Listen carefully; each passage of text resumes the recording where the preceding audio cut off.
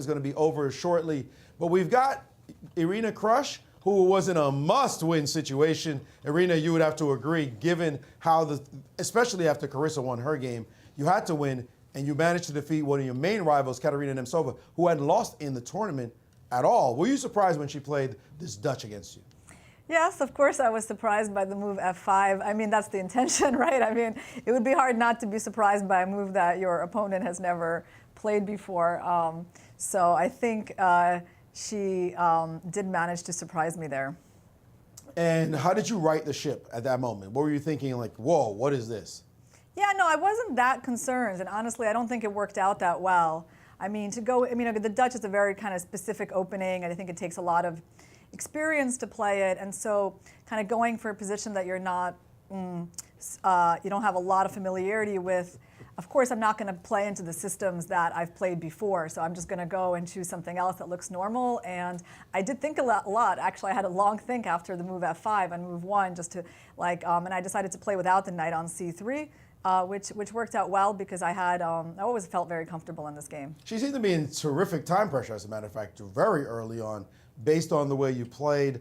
And then she played this move C5 and took on D4, and it just seemed to be giving you all you could have dreamt for.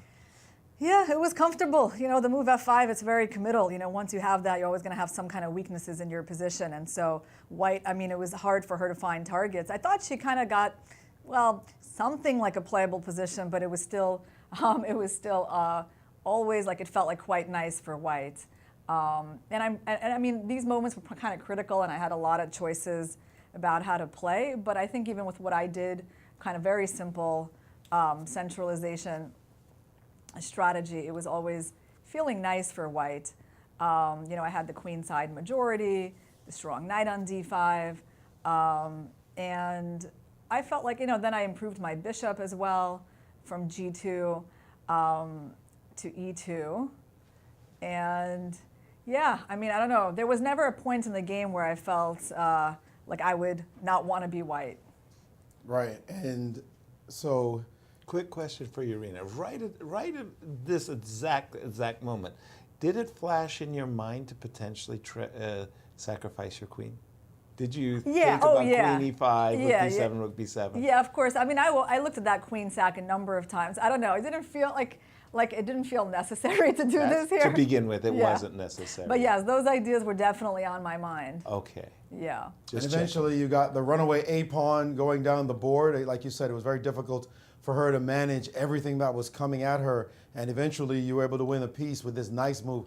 Rook A6 must have given you a good feeling. Yeah, like around, you know, when I was calculating before playing, I guess, what did I play? I played A6, or no, I played queen C5, and then before I made the queen trade, right here, like I calculated this line with A6, and then I saw that I was going to be able to have that pin.